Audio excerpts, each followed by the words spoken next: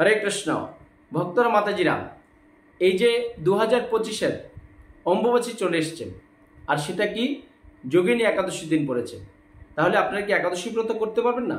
অবশ্যই করতে পারবেন।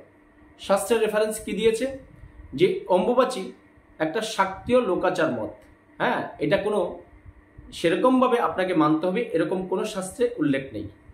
এই অম্বুবাচীতে আপনারা কি করবেন? বেশি বেশি করে আরও ভগবানের সেবা করবেন, একাদশী ব্রত করবেন, হ্যাঁ, এবং বিভিন্ন শাস্ত্র অধ্যয়ন করবেন, এবং ব্রাহ্মমূর্তে স্নান করবেন, শুদ্ধ ব্রাহ্মণ বৈষ্ণবকে দান করবেন যথাসম্ভব।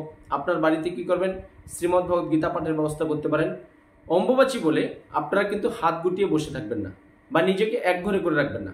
শুধু কি করতে হবে? অম্বুবাচীতে আপনার কিছু কর্ম বর্জন করতে হবে। কি করতে হবে? আপনি শুভ কাজ কোনো করবেন না।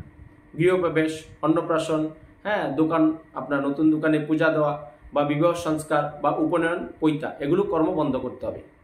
তাহলে আপনি কি করবেন? বেশি বেশি করে ভগবান শ্রীকৃষ্ণের সেবা করবেন, হ্যাঁ, পূজা আরতি করবেন। অনেকেই আপনাদেরকে বলবে যে অম্বুবাচীতে তুমি এটা করো না, সেটা করো না। আমাদের কথাগুলো আপনারা শ্রবণ করুন। আমরা শাস্ত্রীয় কথাগুলো আপনাদের মাধ্যমে, ইউটিউবের মাধ্যমে, এই সুজিত প্রভুর চ্যানেলে প্রচার করি। আপনারা সেটাই করুন। আর এই 2025-এর অম্বুবাচী কবে? তিথি থাকছে আগামী 22শে জুন রবিবার 2025-এ অম্বুবাচী শুরু হবে। কখন শুরু হবে? আপনার 2:56 দুপুরে শুরু হবে। একদম যোগিনী একাদশী ব্রতের দিন 2:56 শুরু হবে। থাকবে আপনার কবে? বুধবার পর্যন্ত ভক্তরা মাতাজিরা, দুপুর 3:21 পর্যন্ত। তাই প্রায় 4 দিন এই অম্বুবাচী থাকবে 2025-এ।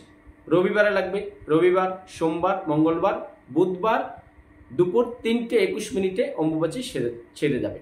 তাই আপনারা অম্বুবাচী সুন্দরভাবে পালন করুন, হ্যাঁ, এবং ভগবানের আপনার পূজার্চনা করে পালন করবেন।